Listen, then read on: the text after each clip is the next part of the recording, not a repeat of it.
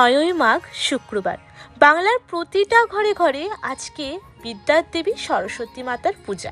আর আমাদের কাছে আজকের দিনটা আরও বেশি স্পেশাল, কারণ আমাদের ছোট্ট মিঠাই রানী আজকে হাতে খড়ি দিয়েছে।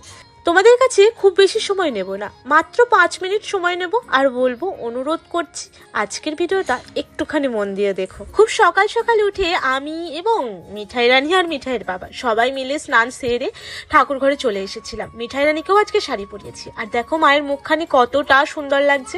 মাকে তার আসনে বসেও দিয়েছিলাম, আর যতক্ষণে ভিডিওটা করছি ততক্ষণে বামুন মশাই পুজো করে চলে গেছে, চারপাশ পরিষ্কার করে দিয়েছি।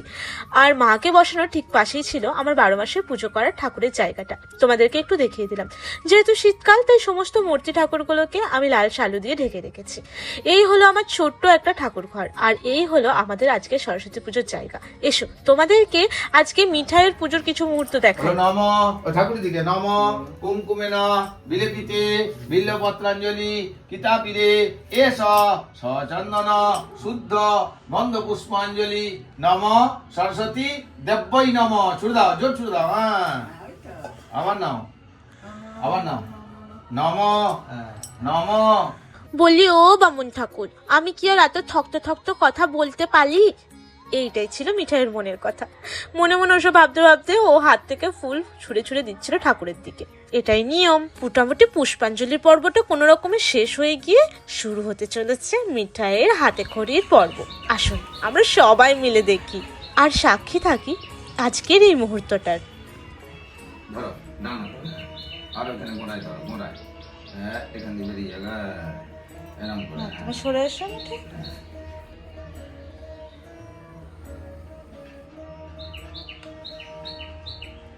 বলো ও।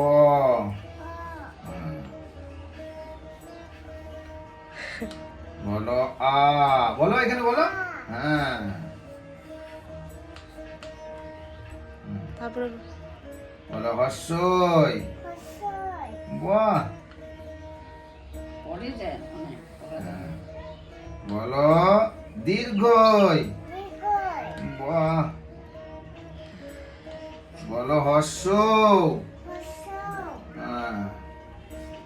বলো দীর্ঘ। হ্যাঁ। বলো রি। হ্যাঁ হ্যাঁ, রি। হ্যাঁ, লি। হ্যাঁ, এ। ওই। ও। ও। হ্যাঁ। বাহ বাহ বাহ বাহ বাহ বাহ। এখানে রাখো, এখানে রাখো। এটা ধরো, এটা ধরো, ধরো, দু হাতে করে ধরো। বলো ঠাকুর কপালে ঠাকাও, বুদ্ধি দিও, বিদ্যে দিও, ভালো রেখো, ভালোভাবে পড়াশুনো করতে পারি, তুমি আদেশ রেখো। হ্যাঁ ঠাকুর, তোমার চরণ ধরি, হ্যাঁ ক্ষমা করো। হরি বল। বলো হরি বল, হরি বল, হরি বল। বাহ, খুব ভালো ছেলে, ভালো। ঠাকুরের পুজোর সব মুহূর্তই তো শেয়ার করলাম। এবার আমাদের বাগানের টুকটুকে ফুটে থাকা রানীগুলোর ছবিগুলো তোমাদেরকে দেখাই। অনেক দিন ভিডিও পোস্ট করিনি বাগানের এই ফুলগুলোর জন্য। দেখো, বাগান বিলাসে লাস্টে যে ভিডিওটা করেছিলাম সেখানে কিন্তু পাতাগুলো সবে মাত্র বেরিয়েছিল, আর আজকে দেখো কত সুন্দর ফুল ফুটেছে। আর এই হচ্ছে ক্যালেন্ডুলা, কি সুন্দর সব ফুলের বাহার, আর বিভিন্ন রকমের মাছি গাঁদা ছিল, আরও কত রকমের। আর এইগুলো কিন্তু ইনকা গাঁদা।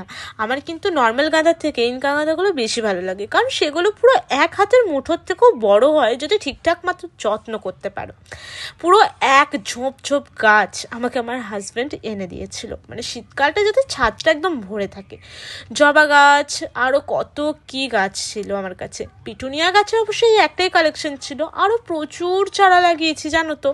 তবে কি জানো তো, একটু আগে যদি গাছগুলো লাগাতাম এতদিনে প্রচুর ফুল পেতাম। ফুলটা এবারে মনে হচ্ছে পিটুনিয়ার একটু দেরি করেই পাবো, তবে বাকি যে ফুলগুলো এখন পেয়েছি সেগুলো কিন্তু মন্দ নয়। গাছটা মানে আমার এই গাছগুলো আমার পুরো ছাদটা আলো করে রেখেছে। সকালবেলায় উঠে যখন ছাদে উঠে আসি, যদি হাজব্যান্ডের সাথে ঝগড়াও হয়ে যায়, ছাদে এসে মনটা ভালো হয়ে যায় এত ফল ফুল সবজি সব কিছু দেখে। এই হলো ছোট্ট কিছু গাছ আমার। আর আজকের এই ভিডিওটা এখানেই শেষ করি। মা সরস্বতীর আশীর্বাদ আমাদের মাথায় নিয়ে, আর তোমাদেরকেও মা সরস্বতীর পুজোর দিনে অনেক অনেক জানাই শুভেচ্ছা। ভিডিওটা কমেন্ট করে বলো যে কেমন লাগলো। আজকে তাহলে আসি।